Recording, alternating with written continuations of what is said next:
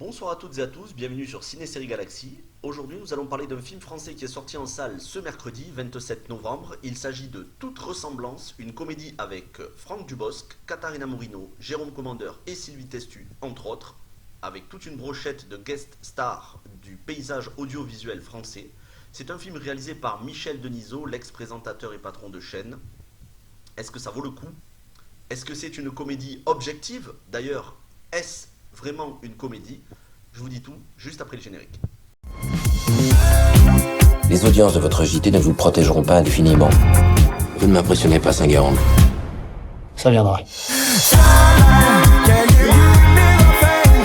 40% de part de marché hier soir. Oh, danse de joie. Et la première chose que je vais faire, c'est vous résumer le synopsis du film. Le film commence en 2001. Le personnage joué par Franck Dubosc, dont les initiales sont CSG, Cédric de Saint-Guérande, est un journaliste dans la plus grosse chaîne d'information de la télévision.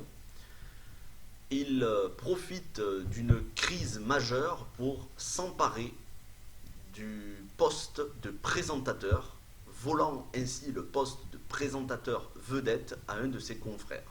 Et à partir de là, son ambition démesurée va l'amener à tous les coups bas pour pouvoir rester le présentateur vedette préféré des Français. Il a un acolyte, Jérôme Commandeur, qui est à la fois hilarant et extrêmement cynique, et une femme, Katharina Morino, qui est folle amoureuse de lui. Donc tout va bien pour lui dans le meilleur des mondes, jusqu'à l'arrivée d'un nouveau directeur de la chaîne, un directeur qui ne va pas l'apprécier du tout. Ça va être une guerre de tranchées, les pires coups bas possibles, jusqu'à détourner l'information, faire de la fake news. Bref, le film commence comme une comédie, ça finit d'une manière extrêmement cynique. Je ne vous en dis pas plus sur le scénario. Maintenant, on va voir les points forts et les points faibles. Les points forts, le casting. Casting prestigieux. Franck Dubosc, pour une fois, joue dans un film où il y a un petit peu plus de contenu que les dernières comédies du style All Inclusive ou Camping 3 dans lesquelles il avait joué. Il a un vrai charisme dans le film. Jérôme Commandeur, comme je vous l'ai dit, il est impressionnant de cynisme et à la fois hilarant. Il est parfait tout le long du film. Katharina Morino, bien quant à elle, elle est dans son rôle, le rôle d'une femme séduisante qui va passer de folle amoureuse de son mari jusqu'à horrifiée par les actions de son mari. Sylvie Testu fait la femme de chambre, la cuisinière, la bonne à tout faire. Et Sylvie Testu joue d'une manière très juste là aussi dans le film. C'est peut-être le personnage auquel les gens se rattacheront le plus parce qu'elle est sans cynisme. Bref, un casting 4 étoiles. Est-ce que le film, lui, vaut 4 étoiles? Ça, c'est la grande question, sachant que la presse a déglingué dans les notes, si vous le regardez sur Allociné, les notes presse, c'est très bas, y compris les notes spectateurs. Je mets ça sur le compte du fait que beaucoup de gens n'aiment pas Dubosc, à cause de certaines déclarations qu'il a fait durant la période Gilets jaunes. Pour moi, ça ne rentre pas en compte. Franck Dubosc a toujours, pour moi, été un bon acteur, et il continue à l'être. Donc je ne vais pas me baser sur ce genre de petits débats rageux et subjectifs. Tout ce qui m'importe, c'est de savoir si son rôle est crédible. Michel Denisot, qui réalise le film et qui l'a aussi écrit, connaît bien le paysage audiovisuel français pour avoir été présentateur, vedette et patron de chaîne. Donc on peut a priori se dire qu'il maîtrise son sujet. Là où ça me pose des problèmes, c'est que j'ai l'impression que le film exagère, et peut-être exagère trop. Il y a énormément de stéréotypes, des stéréotypes que l'on a déjà vus dans des films américains sur les médias, sur des journalistes, sur des présentateurs.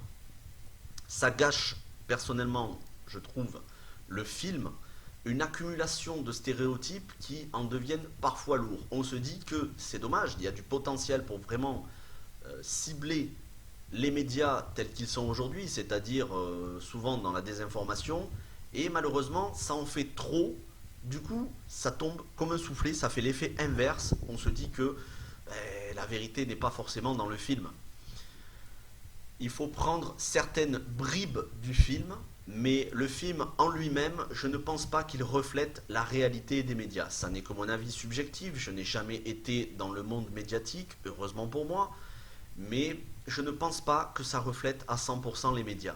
Ça a l'air plus d'une comédie 4 étoiles tournée avec de gros moyens financiers, avec des stars, et au niveau des stars, même si elles ne durent pas très longtemps dans le film, même si elles ne font que des apparitions, on a toute une brochette de présentateurs, de PPDA, Claire Chazal, en passant par Anne-Sophie Lapix, Laurent Delahousse, Gilles Boulot et tous les présentateurs, en gros tous les présentateurs connus.